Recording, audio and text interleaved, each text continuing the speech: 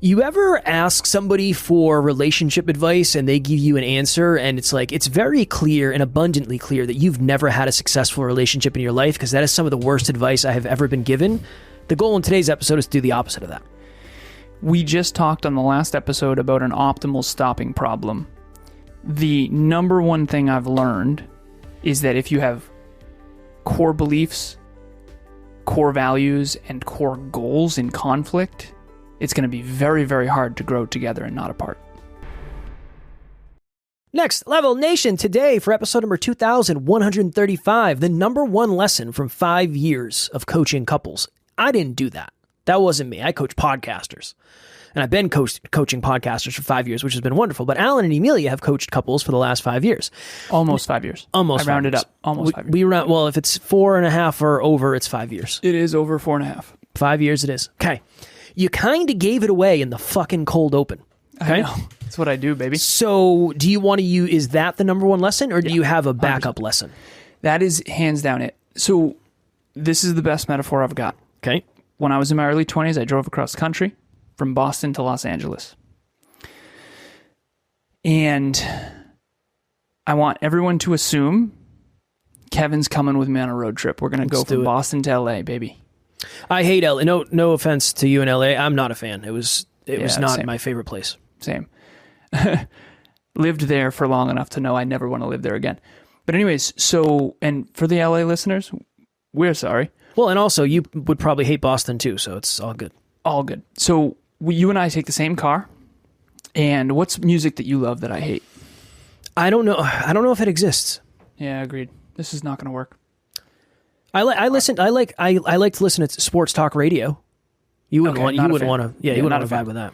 All right, so Kevin wants to listen to sports talk radio. This is a 5-day drive, and I'm talking took naps in between. Like the earliest you could do this is probably 3.5 days. I think I don't know what the record is, but it's not an easy drive. So imagine 5 days for just numbers' sake. Kevin and I in a car together. We have a core value in conflict. He wants to listen to sports talk radio the whole time. Guess what? Can't take the same car. That's a metaphor for intimate relationships that have a core value in conflict. Now, a lot of times it's not a big deal. Okay, well, she wants me to, put the seat up. That's one of the typical ones. She showers every day. I don't. I smell. I'm joking. These are hypotheticals. Seriously. But that's what I've noticed in 5 years of coaching couples is core values in conflict. Now, there's non-negotiables and there's negotiables. So if I smoked cigarettes, Emilia, that would be a hard no for her. That would be absolutely not. As a matter of fact, let me share this with everybody. I'm a big fan of Reese's. Huge fan. Nice. Now, I only get them around Easter because there's these Reese's cups that are bomb.com in these Easter eggs. Put them in the freezer. If you put Reese's in the freezer, I put my chocolate in the freezer. It is what it is. What?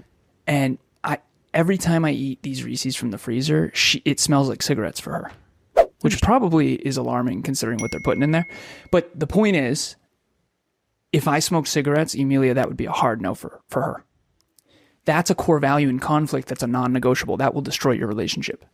The number one lesson that I've learned from coaching couples for 5 years, almost 5 years, is if you have goals, core values, or beliefs that are in conflict, that constantly destroy the foundation that you're building together, you're in so much trouble. And I'm going to give you an example. Emilia, one time in our relationship, she said, well, no worries, let's agree to disagree. I said, sweetheart, that's some crap right there. I didn't say it like that, but this agree to disagree thing, that works for acquaintances. If Kevin wants to smoke cigarettes and get blasted, and do drugs and not work hard, that's fine. We can be acquaintances. You should have seen his face on the camera if you're on YouTube. We can be acquaintances, but we can't be business partners. And we certainly can't be. I can't smoke a dart occasionally. If I want to smoke a dart every once in a while, get a little drunk.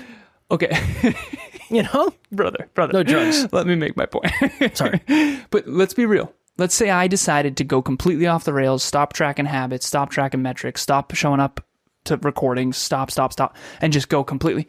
You have to get a new business partner. Yeah, for sure. Just like if you or Taryn did the same thing, you'd have to go get a new intimate partner. That is what I've found. At all times, every couple is growing together or growing apart. So this agree to disagree thing on little things, of course. Oh, agree to disagree. It's not a big deal. Okay, you want takeout, I don't. Okay, no big deal. Let's compromise. People say compromise. I don't. I say integrate.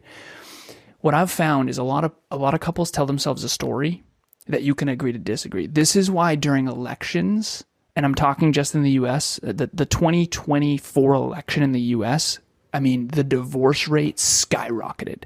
I believe it. And the reason why is because women statistically, I'm just going to go on the statistics of this. We don't talk politics on the podcast, but statistically, women were very upset statistically, and men were not with the outcome of the election. Okay, not getting into any politics, what I will say is that the clients that we coached, when one person wanted a certain person and another person wanted another, there were core fundamental beliefs about the way women should be treated and respect and empowering women. Remember, 100 years ago, women couldn't vote. Women have been wildly disempowered for all of human history. I mean, this is insanity. So I get it. Seriously, the ladies that are pissed off, you should be. I get it. NLU listener, what is happening? I just wanted to jump in here and let you know, if you want to get to the next level faster, we have a free virtual monthly meetup at the first Thursday of every month. You can connect with like-minded people and become a bigger part of this amazing global community. The link to register will be in the show notes. Now, that you can't agree to disagree on certain things. No. There are fundamental things that are, listen, if you want to agree to disagree, you better do it as an acquaintance. If you live together, and I told Emilia this, we live together, sweetie. We're going to need to integrate this. If you adore nature and you want to go on adventures, we're going to have to figure out a way to do that. You're not going to live with me for the next 50 years unfulfilled because I don't really feel like going. That's bullshit, man. You have to be willing to work on the relationship, and you have to identify the goals, core values, and core beliefs in conflict. One more example. I have leaned into being an achiever. Fortunately, she's an achiever too. I had dated some people in the past that were not achievers, and they didn't have goals. And they would be very frustrated with me that I wasn't available. And in hindsight, if I could go back and talk to my younger self, I would say, Alan, I know that you care about this person deeply. I know that you are in love. I know that she loves you. But brother, no fucking chance. You don't love you enough to go and be all of who you are, and you can only spend your life for so long being a shell of yourself. And the truth is, this other person wants a partner who's available all the time. And you are never going to be that guy. And until you are mature enough to actually own that and move on, everyone's going to suffer. So very hardcore. We do relationship talks coaching. We've been doing it for, like Kevin said, 5 years. I am not saying everyone should split up. That is not what I'm saying at all. What I am saying is you have to find a way to identify core values, goals, and beliefs that are in massive conflict. And it takes vulnerability and courage to really talk about them. And what you find is, holy crap, we actually can make each other better, because it turns out my belief about that was actually a little off. And Kevin and I do this all the time. For sure. You've helped me understand some things that I didn't. I've helped you understand some things that you didn't. And for sure, along the way, there were minutes and moments of compromise. But for the most part, we always figured out how to integrate.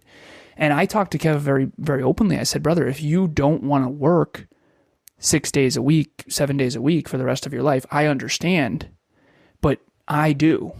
And we need to understand what that means for our business, and maybe we need to change some things. So an intimate relationship is a partnership.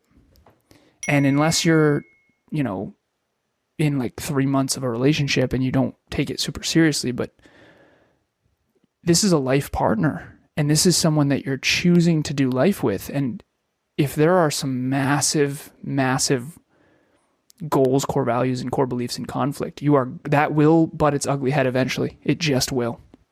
And I've seen that time and time again. So super vulnerable for me to share all that, but Candyland is not real. You need to integrate, and you can't just compromise who you are for 50 years. And you can, but you're not going to be fulfilled. And I don't think that that's what's best. I think it's a great lesson. 5 years of lessons in 10 minutes. Not bad. Maybe I might even change the title of this episode to that. 5 years of relationship advice in 10 minutes. Oh my goodness, what a fire title. We got to go. I got a fucking podcast breakthrough session with an amazing human in 1 minute.